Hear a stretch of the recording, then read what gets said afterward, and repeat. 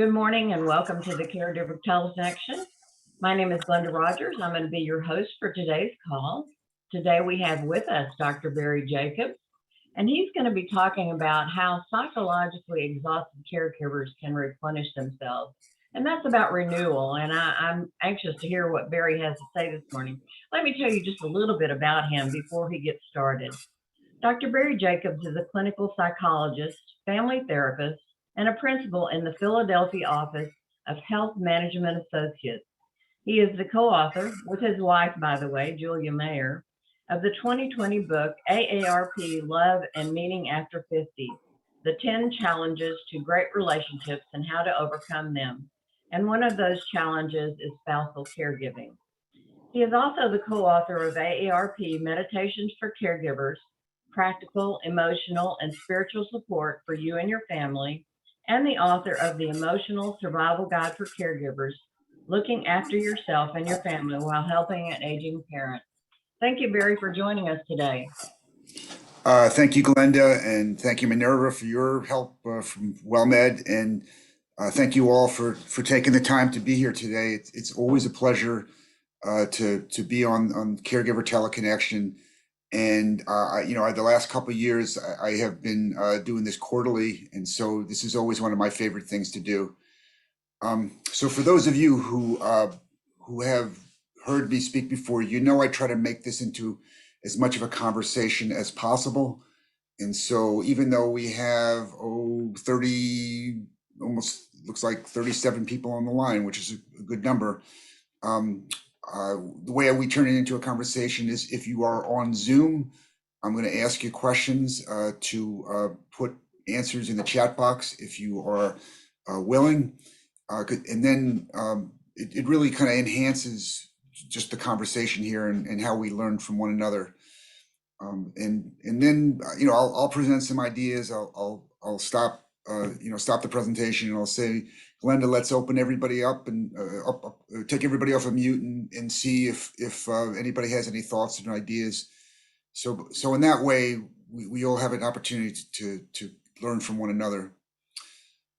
So the topic today is how psychologically exhausted caregivers can replenish themselves. Before we get into that, let me just say a couple words about myself. So you heard that I'm a psychologist, and honestly, that's not my most important credential. My most important credential is that I grew up in a family where my dad had brain cancer while I was a teenager, and that really had an enormous impact on my family. I saw family caregiving very early on in my life because as my mom caring for my dad, and that had a big impact on my career path. And so I became a psychologist specializing in working with family caregivers.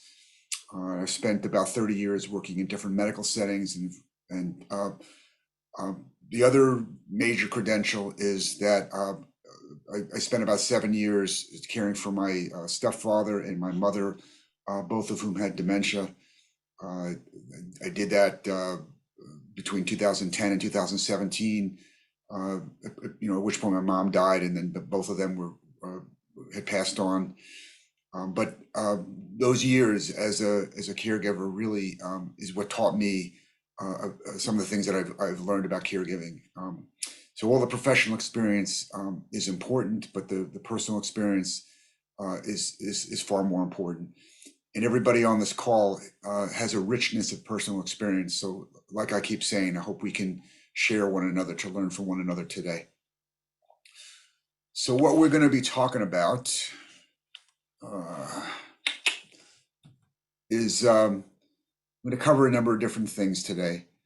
So I'm going to suggest that there is a difference between being physically exhausted and being mentally exhausted. And I'll tell you what I mean by that. That one of the things that most creates psychological exhaustion is when all we do is think about what needs to get done. Because as you'll hear me say, that it really detracts from our relationship with the person we're caring for when all we're doing is doing for them. And that, in my mind, the best way for us to recharge our batteries is to connect better with the folks that we're caring for, as well as to take care of one another. So a lot of these ideas come from an article that I wrote for the AARP website. For about 8 years now, I've been a monthly columnist for the AARP website on family caregiving. If you go to the AARP website, you just put my name, Bary Jacobs, in, a whole lot of articles come up. But there is this article here, I put the link to it in there. But a lot of what I'm going to be presenting today is in that article, if you ever want to go back and take a look at that. So I will go on. I'm hoping this is what you have in mind for today. And let me start off with a couple of questions for you. And if you are on Zoom, feel free to put something in the chat box, which is at the bottom of your screen. So my first question for you is, what do you feel when you were exhausted by your caregiving duties? What are 2 or 3 words that you would use to describe how you're feeling? And I'll read some of the answers.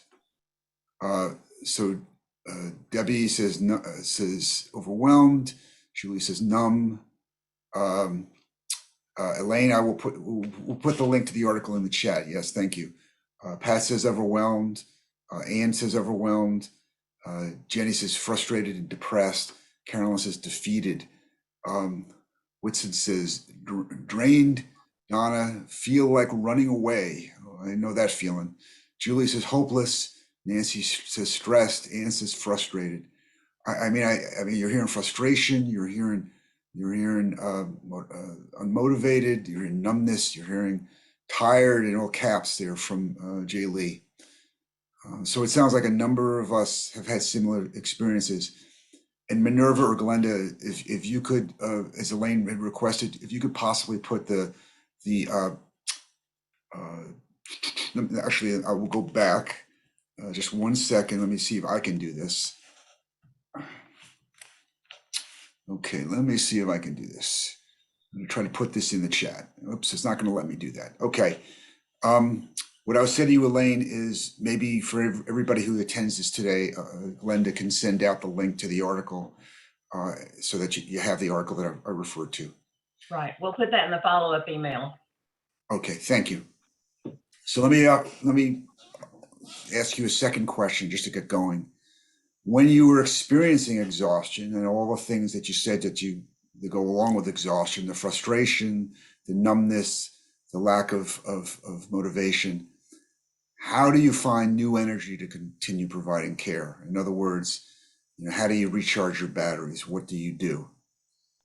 So I'd love to hear some of your thoughts on this too. Ian says, taken for granted to the last question. Jay Lee says, social contact, good. Take time. Pat says, take time away. We call that time away respite. Respite is really important.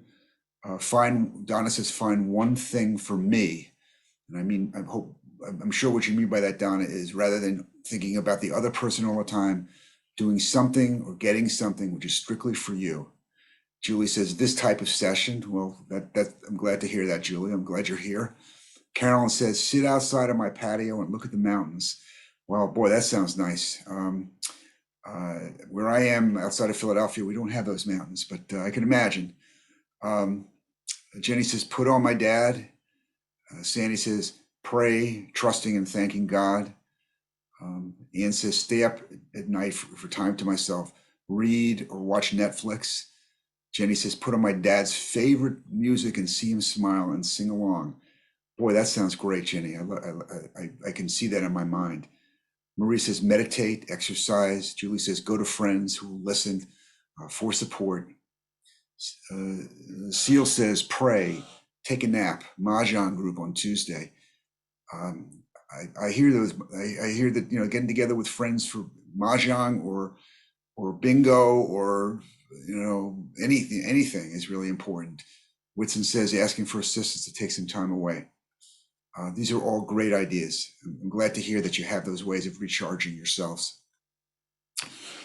So I mentioned that I want to make a distinction between physical exhaustion and psychological exhaustion. And it sounds like most of you already get this. So I would say if you're a caregiver and you wake up and you've got to get your loved one out of bed, you've got to get them dressed, you've got to get their teeth brushed, and you've got to get them fed, you've got to set them up for the day. Maybe they're going to sit in the living room, or maybe they go to an adult daycare program. You've got to get them ready for that program. Or maybe you have to go to the doctor's that day, or maybe you're going to take them to the supermarket with you. All those tasks take energy, and especially if, as most caregivers do, you have a full plate of tasks, just a long list of tasks to do, then that is physically exhausting. And many people in that situation feel exhausted. They're just worn out. And maybe their muscles are achy from having stood so long, or having pushed the wheelchair, or having gotten their loved one out of bed, or gotten them on and off the commode. So the thing about physical exhaustion for me is mostly if you get a good night's sleep, and I recognize that not all caregivers get a good night's sleep for lots of reasons, but usually physical exhaustion can be remedied by a good night's sleep. But I think that's different than psychological exhaustion. So I think that a number of you already put your finger on what I'm going to suggest about psychological exhaustion. It's a lack of motivation. And I think Jenny put in something about being hopeless or depressed at times. When people have a lack of motivation, it's often because they just feel kind of helpless and hopeless and a little bit depressed. I saw a couple of you put in the word numb. When you're psychologically exhausted, you just don't have any energy to feel anything or think anything. You're just numb. And a lot of people in that state, they don't want to deal with anything. They don't want to deal with anybody. They just want to withdraw. They want to get in bed and pull the covers over their heads, and they become very avoidant. And they know they got things they have to do. And they will do them, but they'll do them in a way where they'll try to think and feel as little as possible. They'll just be on automatic pilot. And I did see that, someone had put in that taking time away is important. And I mentioned that time away is what we usually call respite. And I believe that maybe a good night's sleep helps with the physical exhaustion, but it's the time away, the respite, that helps with the psychological exhaustion. So I'm suggesting there are two different types of exhaustion. They're not mutually exclusive. I mean, many times when people are just worn out physically, they're also worn out psychologically. And that one makes the other worse. When you're feeling achy, when you're feeling lousy, your body just feels all beat up. It certainly doesn't help your mental state. And by the same token, when you're feeling just numb and depressed and worn, and worn down and feeling like you're never going to escape and feeling like you want to run away, as someone had put in the chat box, that's those psychological feelings, those symptoms then make the physical symptoms, the physical feelings worse. And so physical and psychological exhaustion go hand in hand.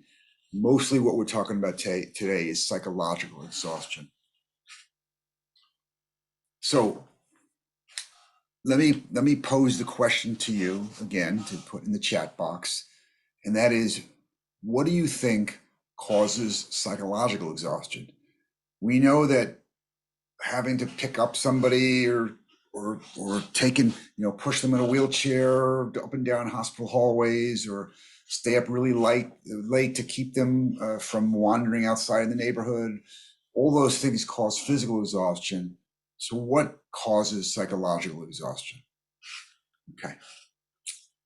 So when Carolyn says, when all your efforts don't make the loved one better. Boy, Carolyn, that is really powerful. We're going to come back to that. I didn't even put that in this presentation, but that is really, really good. Minerva says something else, which I think is really important, the repetitiveness of it all. I'm old enough to remember years ago, there was a Dunkin' Donuts commercial where maybe you remember it, where the guy, the donut maker would get up in the morning and he would say, time to make the donuts. the years that I was a caregiver and I had to go help my mom and stepfather every day, I would wake up and I say, time to make the donuts. It's sort of like, we're going to do this all over again. We're going to get through another day. It's just very, very repetitive. Donna says another reason for psychological exhaustion is caregiving all alone, feeling not just that you're by yourself, but that you feel alone, that there's nobody there helping you. Pat says feeling responsible but unable to help my mom. That again, that feeling of not being able to make a difference. Sandy says delirium incidents. So for any of you who don't know what delirium is when, because of some medical cause, the person you're caring for becomes very confused. They can become very agitated and they can have hallucinations, and those are very frightening incidents. So I imagine those are both physically and psychologically exhaustion, Sandy. Debbie says lack of emotional support. So that's extremely important. Chris says being on the roller coaster. And I'd love it, Chris, if you would say a little bit more about what you mean by being on the roller coaster. I could guess what that means, but if you may want to put something else in the chat box. Jennifer says guilt and being unsure of big decisions. So the very burden, the weight of these big decisions and not being sure that you're actually doing the right thing takes its toll on us psychologically. Seal says, I am on all the time, like PTSD.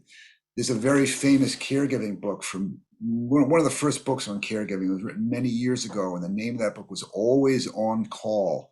It's almost like a doctor that's always on call. You can never step away. You can never take that respite. So being on all the time wears people out psychologically. Elaine says the permanence of the situation. Elaine, there's something about the word permanence, which in and of itself kind of makes my heart sink. That's awful to hear. That's not going to get better at all. Seal says, and it doesn't ever end. My Lord, we gotta help you guys. This is not, a psychologist doesn't like to hear things that sound like this hopeless. We gotta help you. Jaylee says when demands exceed your ability to cope and you don't feel like you can make the kind of difference you want to make. Sandy says well-meaning family and friends regularly asking how is husband and how are you. So maybe that's not helpful for you when people are kind of asking you questions all the time, which answering those questions isn't helpful. Chris says going through the highs and lows every day is different. Okay, so this is a little bit different than what Minerva was saying before, when it's just repetitiveness. And Chris, you're saying that that every day is different, and maybe sometimes that's not always a good kind of different. Sometimes you're afraid of what's going to happen the next day. There's a kind of dread that occurs. Sandy says when traumatic day, last thing I want to do is relive it by talking about it. Okay, thank you for that explanation. And Chris says exactly. Okay, it looks like I got that right. Okay, these are great answers. They're not good things to feel, mind you, but these are really good answers. And it sounds like you really understand what causes psychological exhaustion. I see one more answer just popped up in the chat. Whitson says negative feeling for not doing enough. Okay, so that negative feeling we'll talk a little bit more about in a second, because that negative feeling is about the way we judge ourselves, that somehow or other we're not good enough, that we're not doing enough, that and that affects us. Oh, a couple more answers. Vincent says fear of the future. There's that kind of dread. And Anne says caregiving is very isolating. Okay, so we're hearing some common themes. Okay, so let's talk a little bit about, so what do we do about this, right? So how do we begin to replenish ourselves psychologically, not just physically? So here's my list of some of the causes of psychological exhaustion. And I actually think that you came up with better lists than I did. I think that having too many tasks and doing too much juggling. So let me take them one at a time. I think when you've got too much on your plate, maybe more than you can possibly do, more than any one human being can possibly do, just a feeling like this, you're on a never-ending hamster wheel that you're going round and round and round. I can remember that list of things to do, and I would be writing things down and crossing them off as fast as I could, right? And I wanted to get to the bottom of that to-do list. I've been crossed off everything. It never happened. At the end of the day, there was always more things that I didn't get done that I had hoped to get done. It was just it was this feeling of like I was on this leaky boat and it was taking on water and I just couldn't keep up. And the other piece of this was too much juggling. It wasn't just that I was doing too many tasks, but I would have to do too many of them simultaneously. I would be calling the doctor to make sure that the doctor knew we were going to be late that day. And then my mother needed her socks put on, and I had to make sure she was fed for lunch. And did I park the car close enough? And and then remembering that I had another appointment later that afternoon, and everything was getting slowed down. And was I going to be able to make it to the other appointment? Or should I call now and let them know I'm not going to make it today? And then I don't really want to cancel that appointment. There would be all this kind of just a whole chaos of thoughts and feelings that I was having that really would wear on me and make me very frustrated. As a number of you said, that when we get psychologically exhausted, when we have too little support, when people don't step up and help us, when we feel too isolated.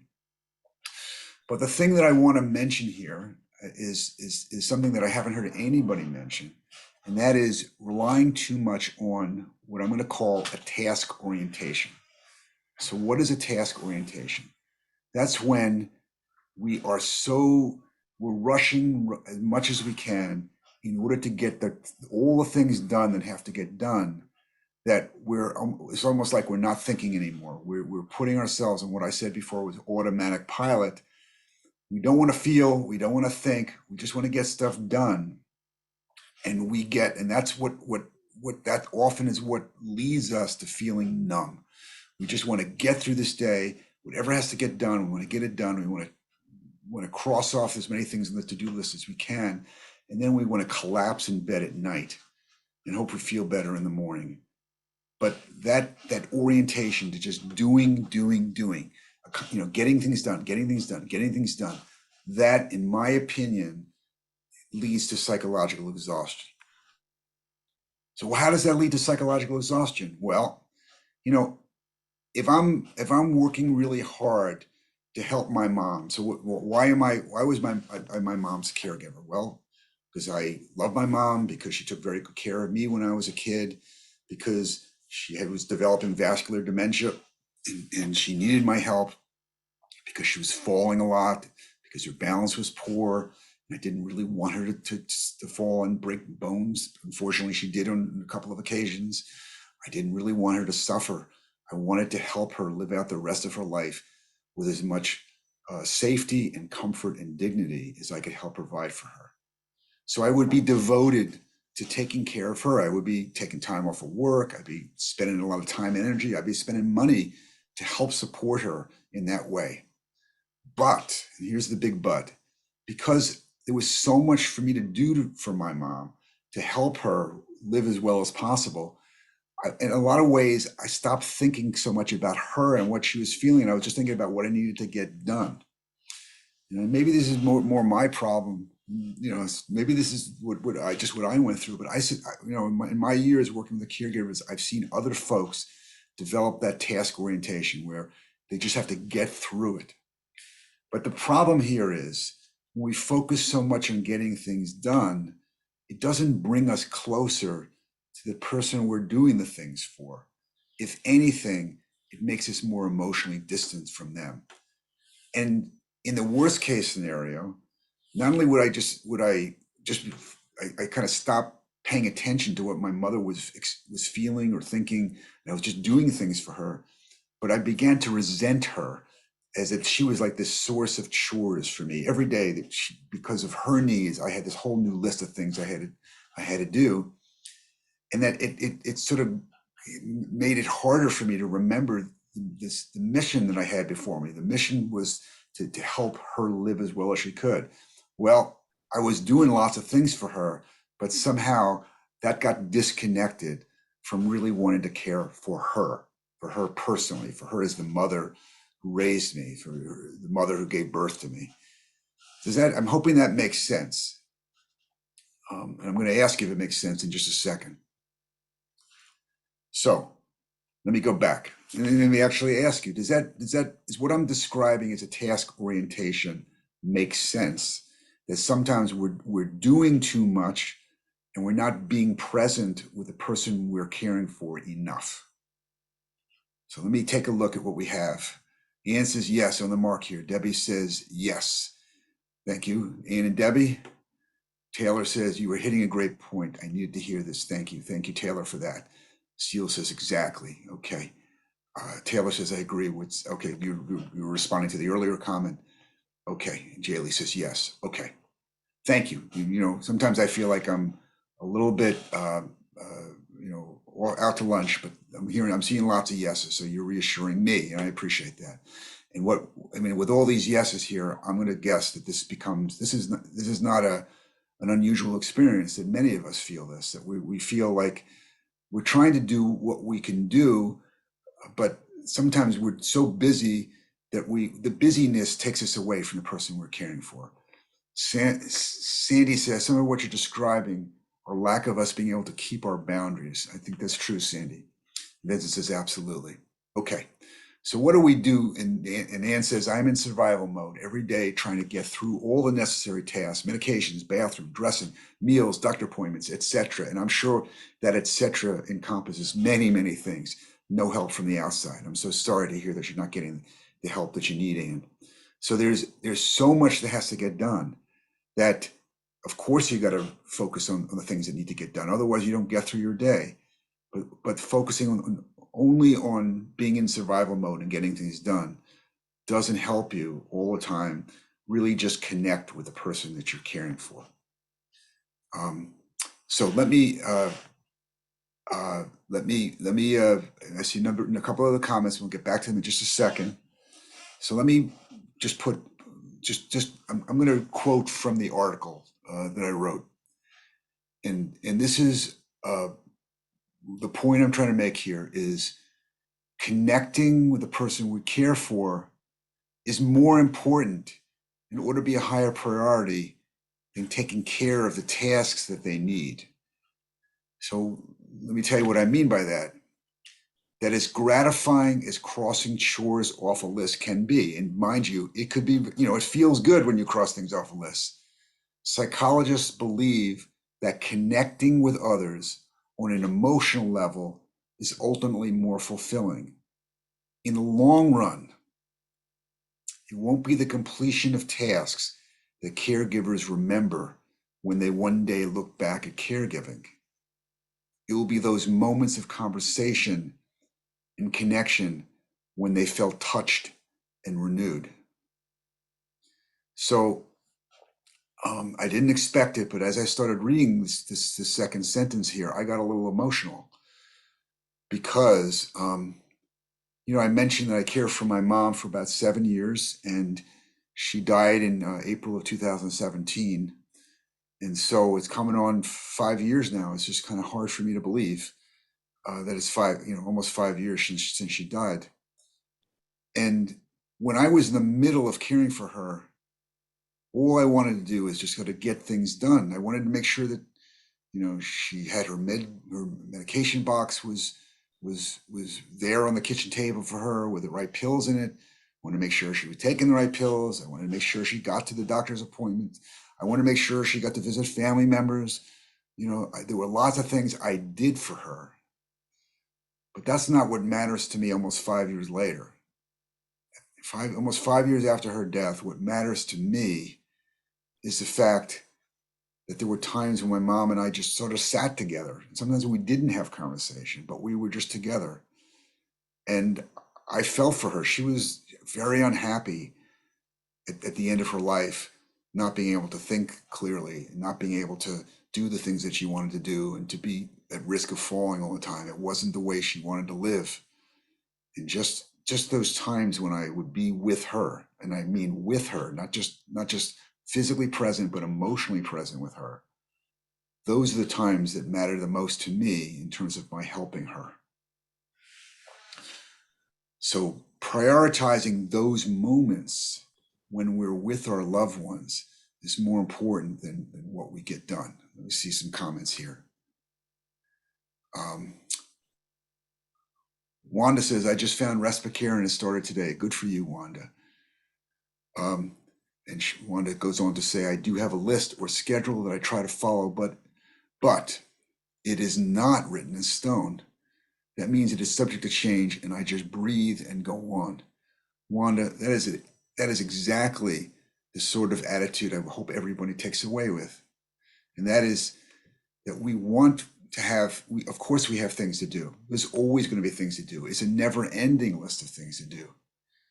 But that it's not written in stone. It doesn't dictate our lives. It doesn't dictate how we spend every moment with the person we're caring for. There have to be higher quality moments other than getting them dressed.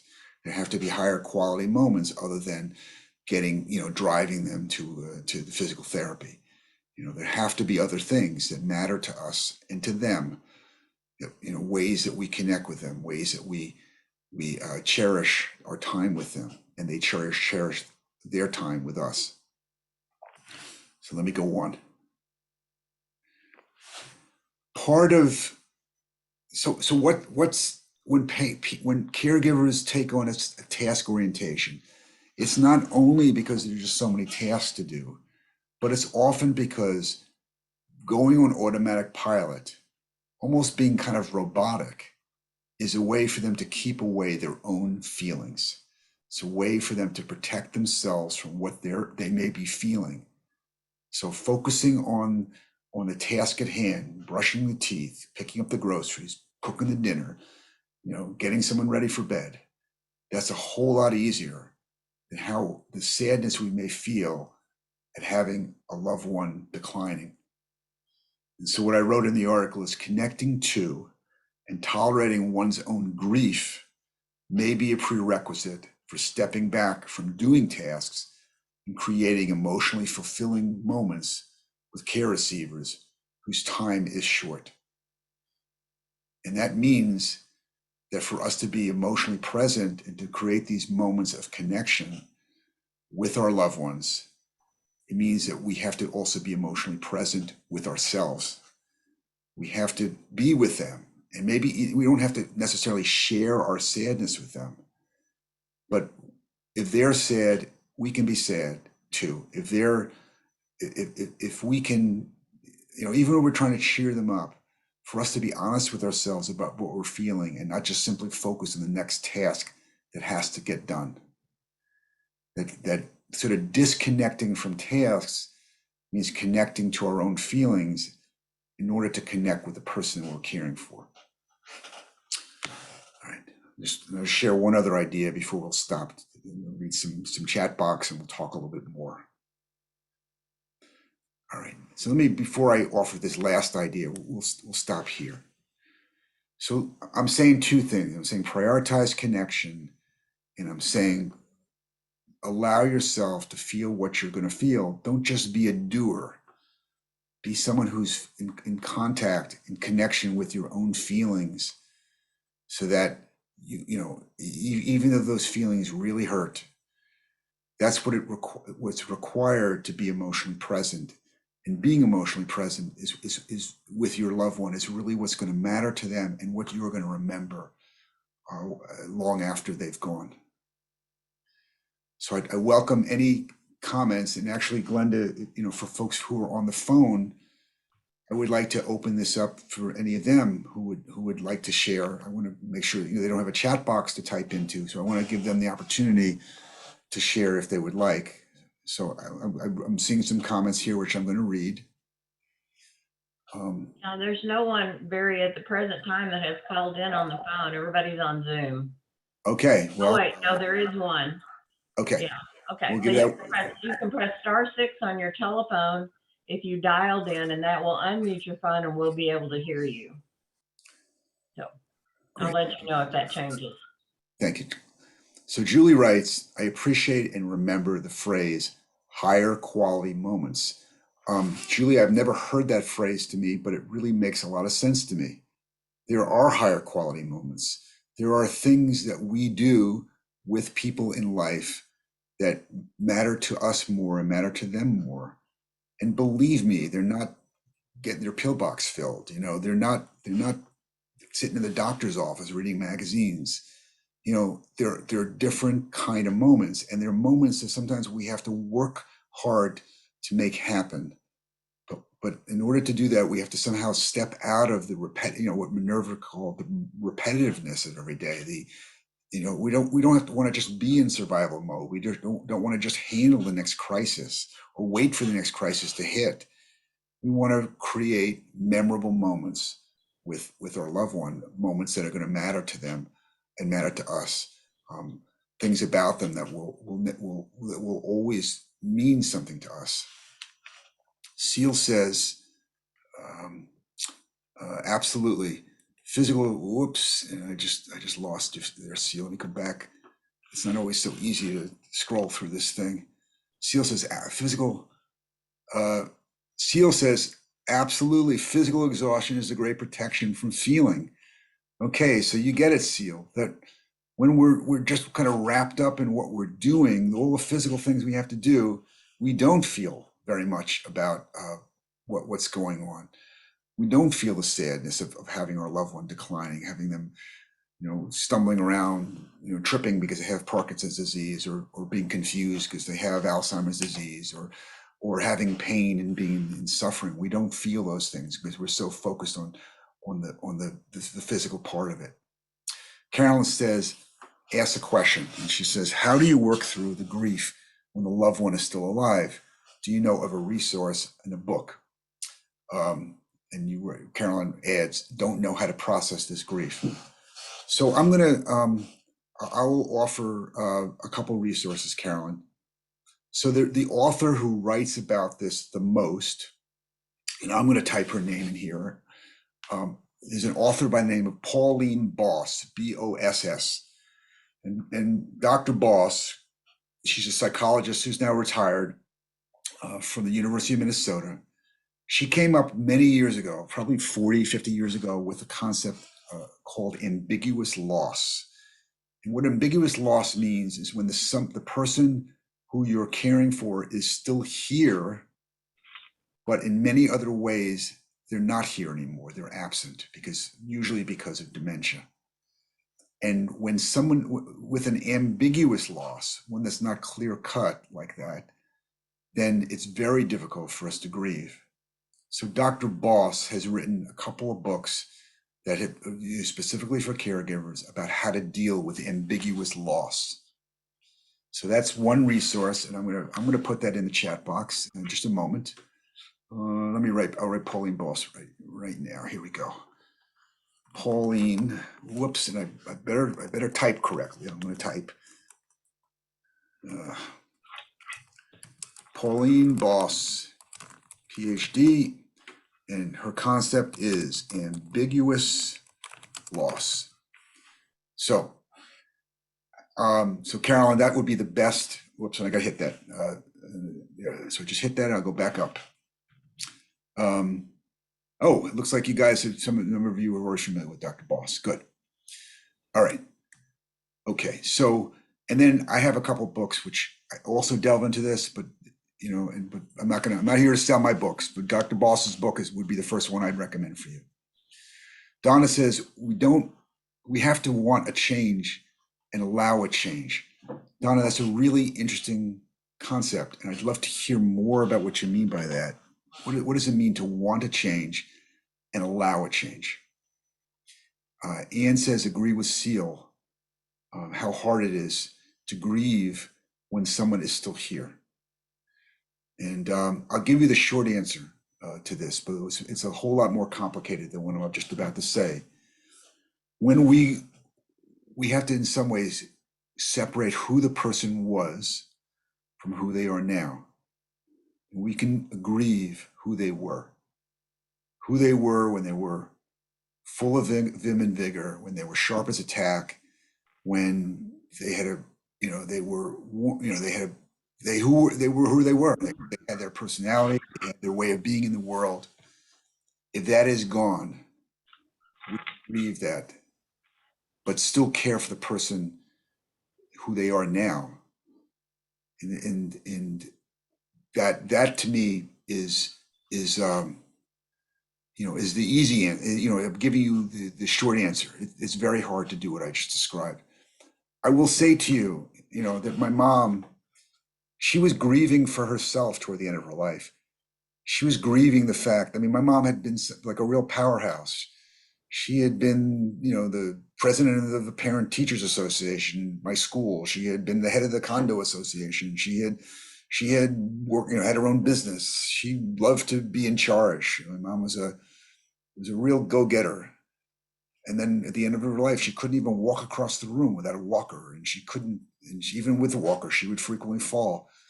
She grieved for herself, and I could join her in grieving the things that she was losing, and the fact that I was losing some of who my mom was. And I'm not just talking about the physical things. I'm talking about how dementia slowly took away some of her abilities, some of her memories, and so we could, in some ways, we could grieve together. We could have those moments of emotional connection by grieving together. Julie says, I'm worried that if I delve into and get in contact with my grief, which takes so much energy, I won't have the energy to do the tasks that need to be done. Okay. So Julie, I don't know you and I can't speak how this would affect you, but I will say to you that in my experience, that when people get in touch with how they're feeling, it doesn't sap all their energy. It actually replenishes them. I think for many folks who are trying not to feel, they're spending so much psychological energy pushing feelings down that's one of the reasons they're psychologically exhausted. So I understand what you're saying. I think what you've put in the chat box here is very powerful. If I feel I'll be so debilitated, then I won't be able to get the task done I need to get done. I don't really think it works that way, in my own opinion. But I can't swear for you or I can't swear for everybody. And Seal says, agree, Julie. Okay. So it's kind of scary to get in touch with one's feelings. Julie says, I have read Boss's works and they are extremely helpful. Thank you, Julie. They are. Sandy said, right, a helpful book is a 36-Hour by Nancy Mace and Peter Robbins. So I love that book, and I've worked with Peter Robbins in the past, and I would say this is for someone, this is a book specifically for Alzheimer's dementia caregivers, not for all caregivers. It's not going to be a book you read if you care for someone with cancer or Parkinson's or a lot of other disorders. 36-Hour Day has lots and lots of answers about how to handle specific situations. I don't think it's as good a book as Dr. Boss's book for helping with what I'm talking about today, for dealing with the grief. But the 36-Hour Day is a really helpful book for all the nuts and bolts of dementia care. It tells you how to do a lot of stuff. It doesn't always tell you how to feel a lot of stuff. Good. Julie thinks that's an excellent resource too. Yeah. And there's me, St. Pauline Boss. Okay. Sandy says, I've learned grief is not about death, rather loss. After my husband's cancer stem cell transplant in 2016 and 11 strokes, we both are grieving as many losses every day. There is no closure. Sandy, I feel for you. And it sounds like you and your husband have been going through hell for a lot of years. And what I was going to just say to you, I mean, as sad as it is to say it, is that these moments of grieving together now will matter so much to you when he's gone. This will be the way you cared for one another, most important ways you cared for one another after he's gone. And Julie says, I agree, there is no closure. No, the grief continues long after the person dies because it is a loss, a tremendous loss. Sandy says, Wanda, so beautifully expressed. Thank you for sharing. Yes, I agree. Linda says, and Linda sounds like this looks like the first time you're putting some in the chat box. Thank you very much for sharing. Some of my best moments with my husband is when we go through photo albums together, and especially when I ask him questions from a grandfather's memories book that I wrote down.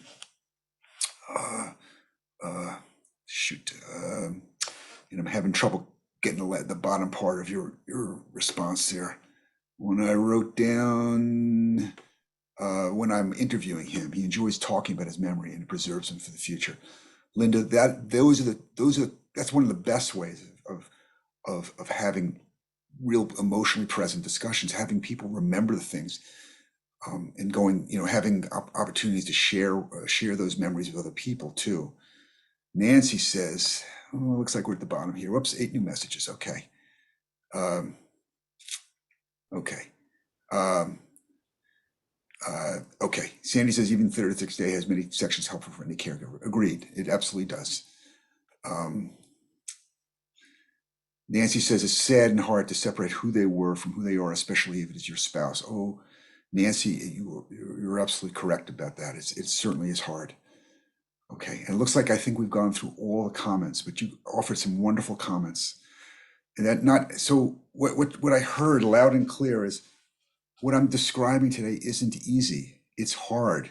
In some ways, it is easier just to go all the time, doing, getting things done, crossing things off the list. Emotionally, it's easier. At the end of the day, it may even be that you get more done.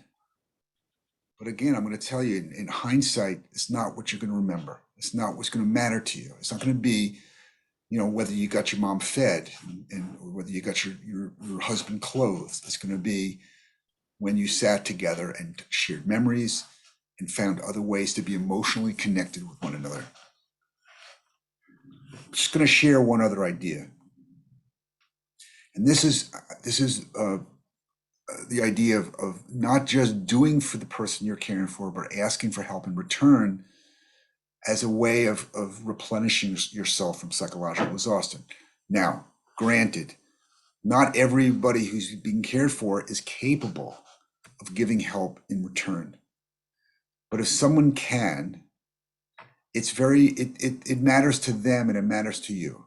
When my stepfather, he had Alzheimer's disease, as he was going downhill, one of the last things he could still do would be to empty the dishwasher. And so would it have been easier for my mom or me to empty the dishwasher every day? Absolutely. It would take less time. But the fact that he could empty the dishwasher meant he was contributing in a small way that still meant something to him. And the fact that he was really intent on contributing meant a lot to my mom. It was his way, aside from his saying thank you to my mom, who was his primary caregiver, it was his way of giving back something. And that when we put our care receivers in a position when they're giving something to us, that actually increases the connection that we feel with them. And that connection, again, is replenishing. So that was just one other idea I just wanted to add. So let me ask you, and we can use a chat box again, two questions. And then we'll just open this up for any kind of comments you'd like to share. And if people would like to unmute and talk, we can do that too. So first question, what do you think about setting tasks aside to connect emotionally? I'm suggesting that maybe getting everything done on the list is not always the best idea. Maybe sometimes it's better to leave, mañana, leave things for another day and just to kind of sit with somebody and not get things done. And the second thought is, what are your thoughts about seeking, second question is, what are your thoughts about seeking help from the person you're caring for? So whatever you'd like to put in the chat box, or actually, Glenda, can people unmute themselves if they want? Yes, if they unmute themselves, I can call on them by their name, and then they can give their response, or the chat box, either one. Yeah. Okay. So let's see what we got here. Number one, we got Carolyn said I've learned to let things go. Hold on. I learned to let things go and carve out time to walk together, sit outside, and enjoy the day with my loved one. That's Carolyn. You are right on what I'm talking about today. And it does require letting things go. We can't be so intent on getting things done. We have to be more intent on being with our loved one. Pat said we had a much better day watching Netflix and tackling items on the to-do list. I agree. I'm sure that's the case. That would be a much better day. And Debbie says, hard to give up the control of saying I will do it myself. Debbie, I know it. Don't I know it? I mean, this was, it's like one of these things where, like, do as I say, not as I do. I had a really tough time with this because the truth is, whether it was with my stepfather or later with my mother. First, my stepfather had dementia and my mother had dementia, just kind of back to back. It was much easier for me to do it myself. And I would make sure it would get done faster, and I would make sure it get done right. And I wouldn't have to redo it if my mother screwed it up. But giving up that control, letting my mother do for me rather than me always doing for her, that took discipline, and it made a difference. And ultimately, it was very touching to me that she wanted so hard to try to do things to show that she could do them, but also to try to do them for me. Seal says, we live in a senior living facility. Independent living allows us to eat together without my fixing it, spend time with others. Great, Seal, that's great. That there you don't have to focus on the tasks. Some of the main tasks of daily living are done for you. You may even have someone come in and clean your apartment. You may have someone, within a senior living facility, sometimes there's help with medication, there's help with some of the activities of daily living. So you don't have to focus so much on the task, you're just together. Jenny says, very, very, very important that the care receiver feels needed and helpful. Jenny, I absolutely agree. I think that's because otherwise they get depressed. And when they're depressed, it makes it harder for us. Tyrell says, lately I've been challenging myself to let things go and find peace on my to-do list. To add let things go and find peace on my to-do list. If it helps to find peace and let things go on your to-do list, then that's where it should go. That's where those things should go. If it kind of brings it to the front of your mind, then that's where those things should go. So any other thoughts or comments about any topic? We have 5 minutes left. Anything else about this topic of psychological exhaustion, or about anything that was been said today, not just by me, but by everybody who's contributed? And you've been wonderful with contributing lots of thoughts and feelings in the chat box. I really appreciate that. So anybody have anything else they'd like to add to all this, or a question they'd like to ask? Okay. I see giving a shout out to Wanda. It's very nice, Sandy. Wanda, we all shout out to you. Linda says, any suggestions on activities to do together? So Linda, earlier you mentioned a great one, which is doing, making some sort of memory book. I say not just making a book, but sometimes looking at old photo albums is a great thing to do together. I think sitting on that front porch, as someone mentioned, and looking at the mountains, if you've got mountains to look at. I think watching Netflix together on the couch. I think eating a good meal together, but like really enjoying the meal together, not just getting it done, getting the meal over with. And Elaine says here, listening to music. Carol puts very, very importantly, COVID isolation makes this all harder. Carol, you are absolutely right. But that doesn't mean that it can't be done. It just means that we have to kind of be more creative in how we get it done. And if we're intent on having these moments, then we'll figure out a way to do it. Jenny adds jigsaw puzzles, watching Wheel of Fortune and guessing the words. Absolutely. My God, Wheel of Fortune has been on the TV for so many years now, and it's still very helpful. Esther says coloring books. Just sitting side by side and coloring together can be very, very gratifying. Just being together, doing something which is absorbing, which is fun. It doesn't have to be a deep conversation, though sometimes having that deep conversation is helpful, but it's just being together, being emotionally connected. That's what you will remember at the end of the day. Taylor adds going for a drive if possible. Whitson says, I like this idea to listen to some favorite tunes. Absolutely. So Elaine says, life storytelling or life review, lots of apps out there. It becomes a project to work on together. I love that, Elaine. Great idea. Thank you. Okay. So I think you guys have done great work today. You come up with some great ideas. Vincent, go to work now. Go connect with your wife and leave some stuff for another day. I'm really glad to hear that you gained a lot today. And Ann says COVID has really cut off outside visitors. I hear you. Glenda says, I will include the link to Bary's AARP article in the follow-up email you will receive in a few days. Thank you so much, Glenda. Glenda, let me turn this back over to you. All right. Thank you so much, Bary, and thank you, all of you. Golly, it's been wonderful to see all these input that we've gotten today. I want to tell you that the February teleconnection calendar is out. You may have already received it. If you have not, you can always go to the Caregiver Teleconnection website, which we posted that address a little bit earlier, and you will find it there. We have a couple more sessions here in January. On Thursday, I'll be back with you on Dr. Jamie Heisman. He's another one of our regular presenters. If you haven't heard him, I encourage you to tune in on Thursday, January the 27th at 1 o'clock Central Time. He's going to be talking about the book that was written, Take Your Own Oxygen First. And so if you haven't heard him, I encourage you to do that. Tomorrow is the last in the series of Lucy Barilak and Dr. Elliot Montgomery Sklar that they've been doing on LGBTQ caregiving for professionals and family caregivers. And that's at 10 o'clock Central on Wednesday, the 26th.